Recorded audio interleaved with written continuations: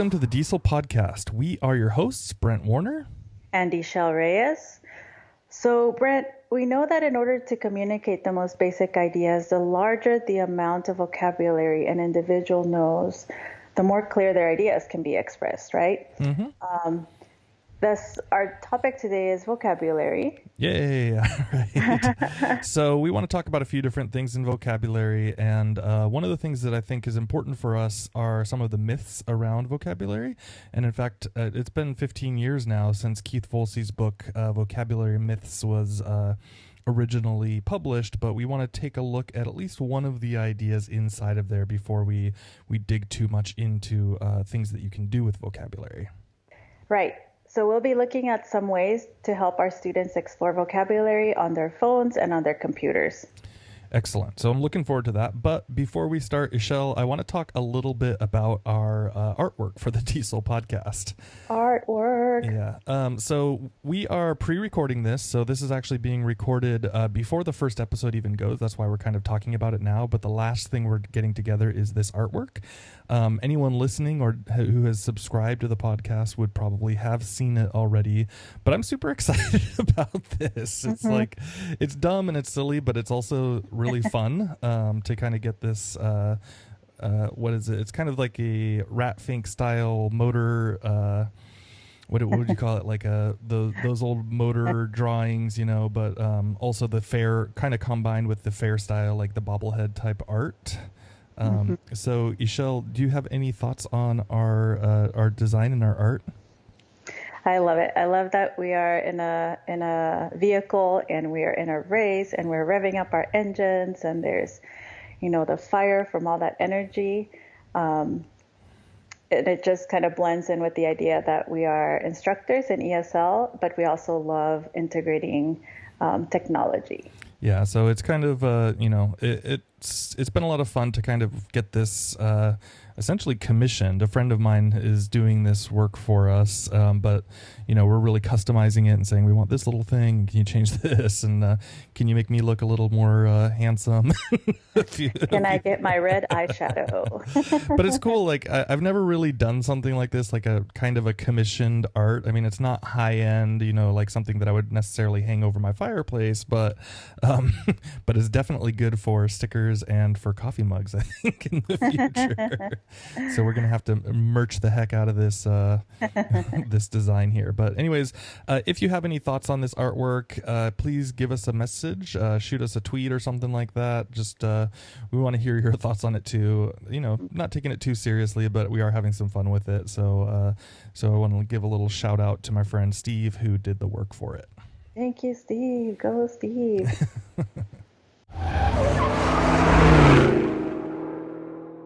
Okay, so today we are talking about vocabulary, and we want to start off with what the literature says. So one of the things, Esol, that you and I had been discussing are some of the false ideas around vocabulary, and of course Keith Volsey has his book, Vocabulary Myths, and so one of those ideas inside of there that he addressed was this idea of using translations to learn new vocabulary should be discouraged. Of course, he's saying that's a myth and it shouldn't be, but we kind of want to discuss that a little bit. Right. And I know I've heard a lot of instructors constantly banning the use of translators in the classroom. But I've found that students who come from a Spanish, French, or Russian-speaking country may get confused by false cognates. Students tend to apply a grammar pattern they've observed in cognates to words that they think should follow those patterns, and then they may end up with a mishmash of both languages. And of course, that's not, you know, that may be like it's not a real word in English. It sounds like it to you, but it's not. Right. And I have an example here. In Spanish, the word molestar means to bother or to annoy. I know where this is going. And then, of course, there's the English word, which is molest. So then if a student is annoying another one, you don't want your student to accidentally say another one is molesting him or her. Right. So that's where I find that, you know, actually looking up those false cognates helps students to find the correct definition. I also think that using multiple translations is a good way to help students appreciate the accuracy of word meaning because, as we know, different companies may have a different translation for something. Mm-hmm. And I like students to think critically about the definition. So I'll ask them, well, let's take a look at what dictionary.com says, or let's take a look at what the Cambridge Dictionary says. All right, let's now compare those two to what Google Translate says. And so I find that helps them to be more wiser when they're coming to choose a word when they make a decision on what word to use. Yeah, so I think that's really useful thinking about, don't just take your words from one source, mix it up a little bit. And that variety, it's the same thing as the way we deal with words in real life, right? We start to see them in different contexts and in different settings, and that gives us a much finer understanding of the nuance of the word. So going back to this particular chapter inside of vocabulary myths, one of the things that Keith is talking about here is he says, some of the reasons that teachers give is that using the L1 in the classroom can be disruptive. And I totally understand that. And I think what he's kind of pointing out here is, if you're in a setting where you speak one of the students' languages and you're using that language to work together with them, of course you shouldn't be using that language because your other students, feel left out or feel, somehow that you're favoring one of the other students. And that's something you definitely don't want to do. But he also points out that it's not disruptive if students are doing things like writing down a note in their own language or kind of covering something in their own head and jumping back and forth between their language and English. And so, there are some teachers out there that'll see, oh, I saw that you wrote a note in Chinese or whatever it is. Stop doing that. But I don't think that's particularly valuable, and it's not disrupting anybody. So the idea here is, if it's going to help them learn, let them help them learn, right?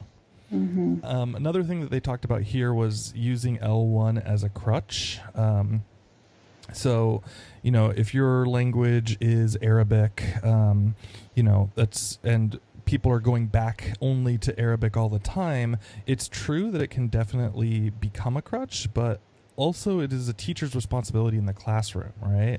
So, for example, does it hurt if a person shares a single word with their other classmate who speaks the same language just so that the students can move on, right? If it's like, I don't know this word, I don't understand it, I can't process or move forward, and you just say quickly, here's the word, well, that can sometimes serve a lot more purpose than going, well, okay, now it's time for you to spend 5 minutes or 3 minutes trying to figure out this word and getting kind of cognitively off task just because of this single word, right?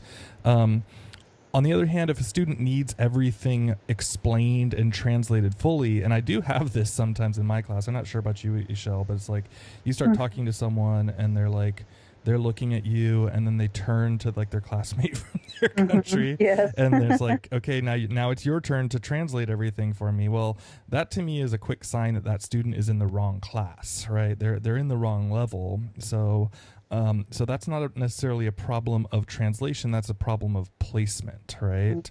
And so hopefully, if you're at if a student's at a beginning level, then you're working with language and teaching styles and all of those things that are more accommodating to people that don't have a vocabulary big enough to understand the basic instructions that you're giving to them. So that's one thing to be careful about. I think that's kind of more on the teacher's side of thing to watch out. And then the final point that was brought up was that students may mistranslate words when they look them up in a bilingual dictionary. And this is kind of connected to what you said about using multiple apps and things like that.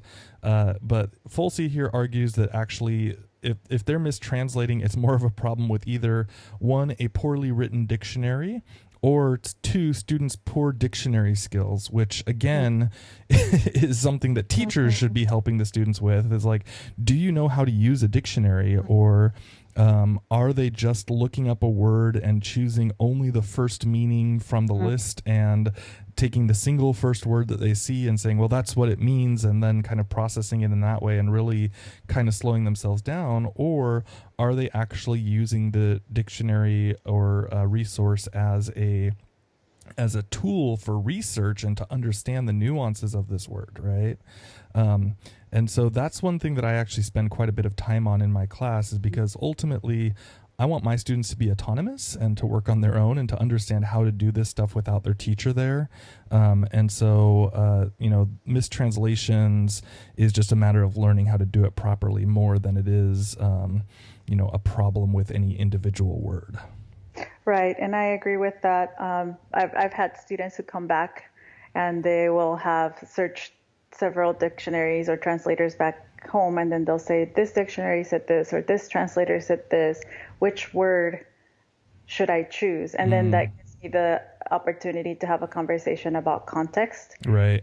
And students are more likely to remember both of the terms or three of the terms that they were comparing, as opposed to just the translated word.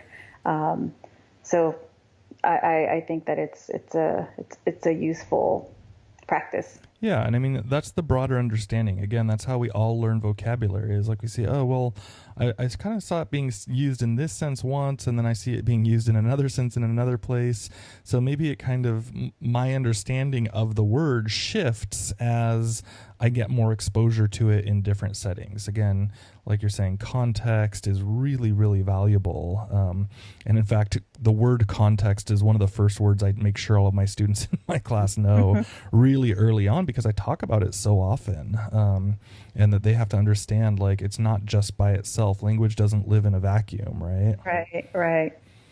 Okay, so some of those things to think about, right? And again, if you're interested more in this, you can go take a look at Folsey's book. It's called Vocabulary Myths, and there's quite a few interesting areas in there that I think maybe would challenge a lot of English teachers and a lot of ESL teachers, because it can be, they're some fairly commonly held beliefs, or maybe not often challenged beliefs around what we should be doing for vocabulary. So even if you don't agree with everything, or even if you think like your own processes are pretty good, I think it's always good. I am very often wrong about my ideas. I need to make shifts. And so I think being open to that and saying, oh, you know what, I used to think of it in this way, and then someone kind of slapped me and showed me the right way. Still keeps happening to me. So, we're never totally there.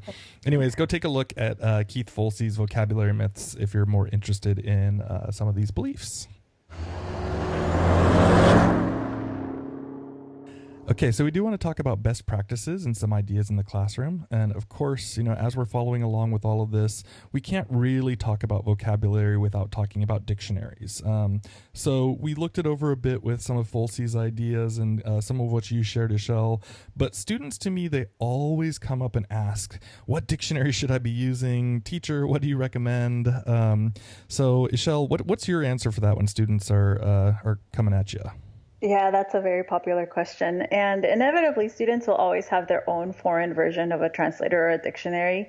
And that's not always the best, especially if we want them to be exposed to looking things up in an English setting. So I usually guide them toward looking at the Cambridge Learner's Dictionary and also dictionary.com, just because both of those are available on the web and available via app, and they're free. I usually show them how to compare between both, and I find that this is something very important. We assume that maybe students know how to use a digital dictionary, but that's not always the case, especially when you have students who are not going to be here long term, or students where certain websites have been blocked. Oh, that's interesting. So I always, and once you learn an interface in English, they usually transfer to other interfaces. So then students can actually search and feel encouraged that they'll be successful when they're searching in English. What about you? What's your favorite? My current favorite is the Longman Dictionary, and despite the terrible URL, which I can never remember, it's LDOCEonline.com, which stands for Longman Dictionary of Contemporary English Online. And oh my God, every time I talk to my students about that, I just say go to Google and just type in Longman dictionary. But the reason that I like it is because it has pretty good translations, and a few of the little things that are nice features for it that are starting to show up on other dictionaries as well. Right. But that it does have British and American pronunciations of words, so they can click on the red or the blue icon and hear the different variations of pronunciation on certain words. I also like that they pull in examples from the corpus, and so students, people going and looking, can see real life examples of how the words are being used, and not just kind of manufactured fake sentences that that some sort of publisher comes up with, right? And then also they have a section over there on the side for word forms. And this is really valuable for students because they're oftentimes, they kind of have a loose idea of word forms and they kind of play with them. But if you say, no, you need to go in and take a look at these and see what they are, depending on if it's a verb or if it's a noun, if it's first person, third person, if it's, if it's past, present, or past, present. Are you familiar with the past present tense, Esol? Let me tell you about it. It's brand new. So if they're working with past perfect or things like that, like it gives them the different forms, and it's pretty useful. And the nice thing is that it's free. It's just click open the site, and you can click that button on your phone to make it like this is a little app, right? If you click down on, when you're on a website in Safari, for example, you can click on the little share button, and then it says add a bookmark or add it to home screen. And so students can just make that instantly available for themselves at a touch without really having to make it an app. So I think that's pretty useful. Yes. So let's shift over. We of course we're talking about dictionaries, but what are some things that teachers can encourage their students to do outside of the classroom to improve their vocabulary? Well, I'm glad you're asked, because this is just a question that constantly comes up in my teacher circles and at the teachers lounge. But I always tell my students, and I always tell other teachers, that good habits take time to build. So anytime that instructors can, they should model these good habits in the classroom, and then give enough time for students to practice. And what I mean by building a good habit here is that we should remind students that they have these tools that they can use outside of class. For example, whenever a student might ask me for a definition, rather than giving the definition, I'll say, okay, well, let's look it up. Right. First, I'm going to go to Google and I'm going to type this, and I talk to myself out loud so that they internalize that voice. And I might do that not for every word, but just for a couple, just to have them see it as the way that I do it in class. And then I might, on another day, a student might say, well, what's the meaning of such and such word? So then I'll say, okay, come up here and go to the computer. In my class, we have only one teacher computer, and that's all we have.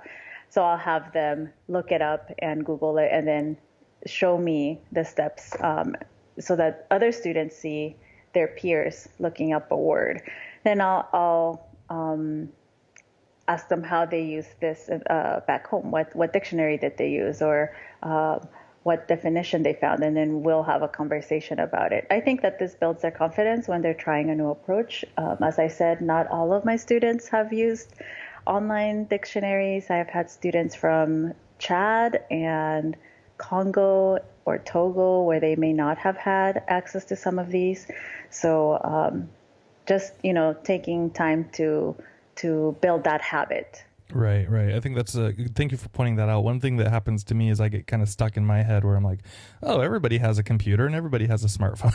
And it's not necessarily the case. I mean, I live in a fairly privileged area, and of course that's what we're talking about is digital integration. But sometimes you have to start from the basics and really tell people, like, this is how we got to, how we have to work through all of this, and this is how this thing is here to help you out and to be a benefit to you. So thank you for pointing that out.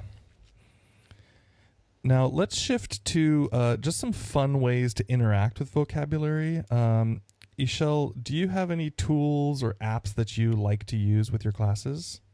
Yes, this is one that I always share. I share it with teachers, I share it with students, but I love Word Hippo, like a hippopotamus. Word Hippo is a web-based dictionary translator. It's a word tool, and Okay. it's also an app. So it has all the features that you would expect from a dictionary, a definition section. It also has word families. It even has what I thought was interesting was it has syllable count, so you can look up words with 8 syllables. Oh, You that's can interesting. look up words that end in a tion that have 8 syllables or 6 syllables, and so it's kind of a neat way to explore words. I've had students say, "Well, how many words with IBLE and ABLE are there that I have to memorize?" And I'll say, "Well, let's take a look. I'm glad you asked. It happens to be 214 words. Let's look at just a section of words that begin with A." Right. And then they're just, but then that also teaches them rhyme, that, words can rhyme. And it teaches them patterns of how the words are spelled. And believe it or not, it sounds like, the name of the web tool is Word Hippo, and it has this cute little cartoonish pink hippopotamus. But my graduate students would use it all the time when they were preparing their letters of intent. They were applying to grad school, and it is free, which is, one thing that I love is that it's a free app. So I love Word Hippo. Great. So one that I've jumped in and out of is vocabulary.com. So, it seems pretty straightforward. But one of my colleagues actually uses it all the time. And it is really nice because once you get started, and once you get your students started on it, a lot of it can be really self-guided. So students will go in, they can create their own vocabulary lists. I'm sorry because I've jumped in and out. And one of the reasons that I've jumped out of it sometimes is not because of the quality of the website, but it's just because I'm overloading my students with too many websites to log into. And so sometimes I've just kind of, depending on what's going on. So I haven't used it a ton recently, although I do jump in every once in a while. But like I said, my colleague uses it a lot, and students can go in there, and depending on the unit, they can build their own vocabulary lists, or the teacher can also build out a vocabulary list and distribute that to students, depending on if you're using paid or non-paid versions. But then it gives students a chance. They can play all these like games that plug in the vocabulary around those things. They can challenge themselves, different types of trivia games inside of there. And so it can be a lot of fun for them, and more low stakes, especially if you're just saying, hey, do this for yourself. If you have motivated students that are really trying to learn words, they can really take advantage of it. So I think if you haven't played with it, or if you only looked at it kind of once and felt like it was a little too corporate, I do think that looking at vocabulary.com again is probably worth your time. Thanks for sharing that. I have heard about that one. I have a question. Do students have to be enrolled in a class to use it, or is it something they can? So I should have done some more research on it before. Students can sign up for it for themselves and do their own things. I think it's based on a teacher's paid account. So if you get a teacher's paid account, then you can distribute, hey, this is the list that I want, and then also the dashboard of seeing scores of how well students do. But I think, yeah, so if I want to see their grades and all of those things, then I would pay for an account. But I believe that a student, anyone who's just looking to learn vocabulary, can sign themselves up for free and just access the resources without necessarily having a centralized dashboard. Very cool. I also recently happened upon an app called Phrasal Nerds, and this focuses on students' understanding of phrasal verbs and their meanings, and also their meanings in context. So the students I'm currently working with get tested on phrasal verbs, and as we know, phrasal verbs can give you a headache, especially if you haven't seen them in context. Sure. So the reason I chose this app is that it turns the activity into a game where you're helping this little mole build a spaceship to fly to the moon. And the app is free. My students love it. And again, it may sound like it's a kiddish thing, but these are adults in their 30s, some of them from 20s and 30s, and they're appreciating that they can do a quick study a studying lesson with phrasal verbs and not have to make flashcards. And then it just really is effective at helping them understand phrasal verbs. It is a free app, so one of the downsides of it is that you do get, after you clear a level, you get a little, I think it's like a 5-second ad. Oh, yeah. Which I think they haven't offered a paid version yet, so I think hopefully as they see more interest in the app, they'll offer a paid version so that you can get rid of those. But it's a fairly inexpensive way to, study phrasal verbs. Yeah, great. Yeah, those paid apps, you kind of have to deal with them, and they always end up changing one way or another. If it's, we want you to see the ads, or we want you to pay for it. Yeah. So hopefully they'll figure out a solution for that fairly soon. Mm-hmm. And then one final thing that I wanted to kind of just share a little bit is, it's not an app, but you can have students do a vocabulary scavenger hunt. So this is not totally a new idea, but some of the nice things about having a, if you have an LMS or something, you can have your students go take pictures of a vocabulary and upload it to the LMS for their assignments. So one thing that I do is I can have students take a picture of the word itself in a non-digital setting. So the trick is, I don't just want them going onto Google and typing in, some random vocabulary word, right? Distance, and then they find the word distance in there, and it's like, well, okay, well, that's great, but it's just a word there. But if they're actually out living in the real world, and they find the word, then they can take a picture of it and upload it. So what sometimes I know that some teachers do variations of this, and they just leave it as kind of an open assignment over the semester, and students are responsible to find, for example, 10 words over the course of the semester, and they have to upload a picture of it or something like that. So that can be one way to do it. Although finding the words in any kind of natural setting might become more difficult as you're becoming more advanced and more academic, right? So high-level academic vocabulary words on the academic word list, for example, might not just show up on a billboard somewhere randomly. But you do have another option, which is you can have students take a picture that kind of represents the words. And so students can explain the photo and how the photo that they took relates to the word. And so that helps them develop a more keen understanding of the word and also some of its nuances, which is one of the ideas that we're trying to help students see, that it's not just one word, but it has contextual use and variations and all of those types of things. Yeah, I like that idea, because then you can really assess whether the student or how much the student really understands how to use a word. That's right. A really good idea. Well, there is so much out there to play with, and there's no way we can possibly cover it all. If you have any techniques that you use, we'd love to hear from you. Hit us up on Twitter. Let us know what you use to engage your students, and use the hashtag DIESOL, DIESOL. That's right. Yeah. So we'd love to hear from you there. And of course, you can tag us both too. We'll give you our Twitter handles in a bit.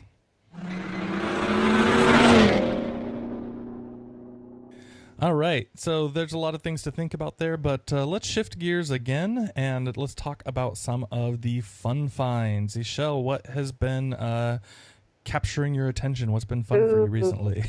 I recently came upon something called a magic calligraphy cloth, and I don't know if you've ever heard of a Zen board, Z-E-N, Zen board. I don't think so.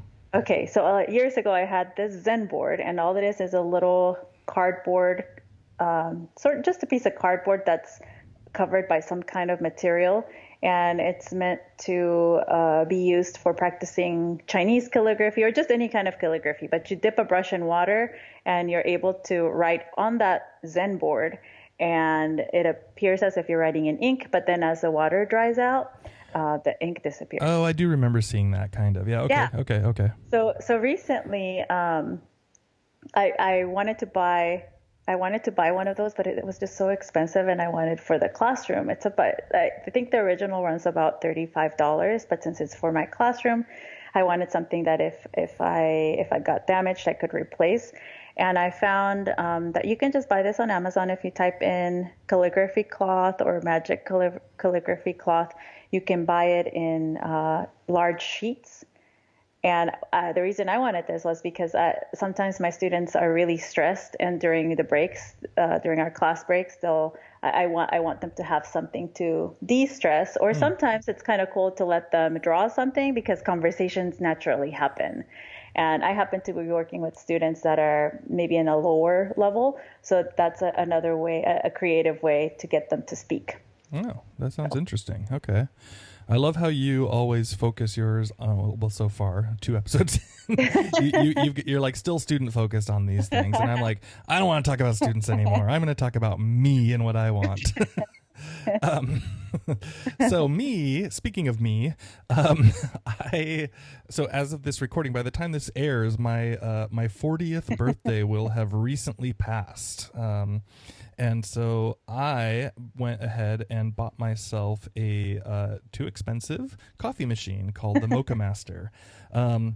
This is a really, really awesome coffee machine. And so if you are a Mr. Coffee type of person and you bought yours for $20 at Costco, don't listen, you're going to yell at me. But this is a $300 coffee machine, but it's handmade in the Netherlands, and it's kind of well recognized as like the best coffee machine out there.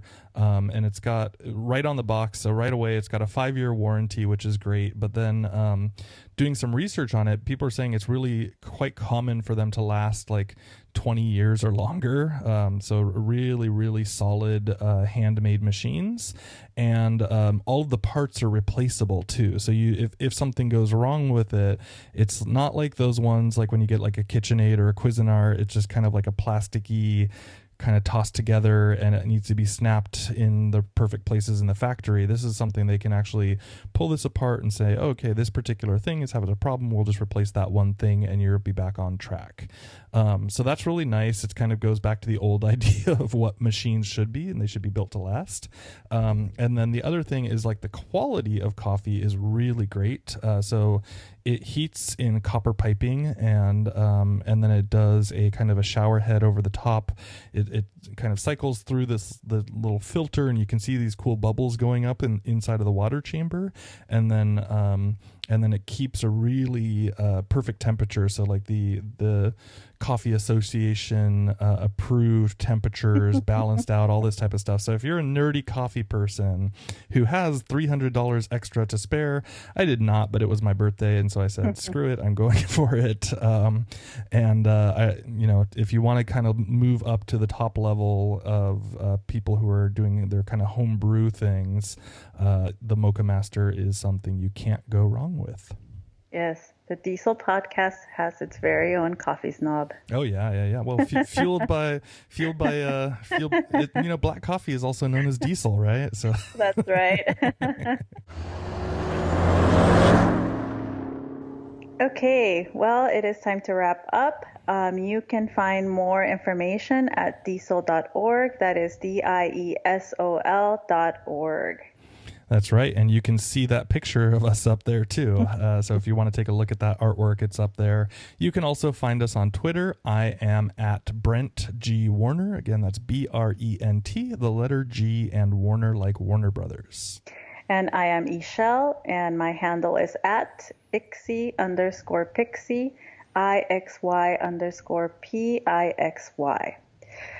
In Arabic, thank you is shukran. So shukran for tuning in to the DIESOL podcast, and we'll see you soon. Bye. Bye.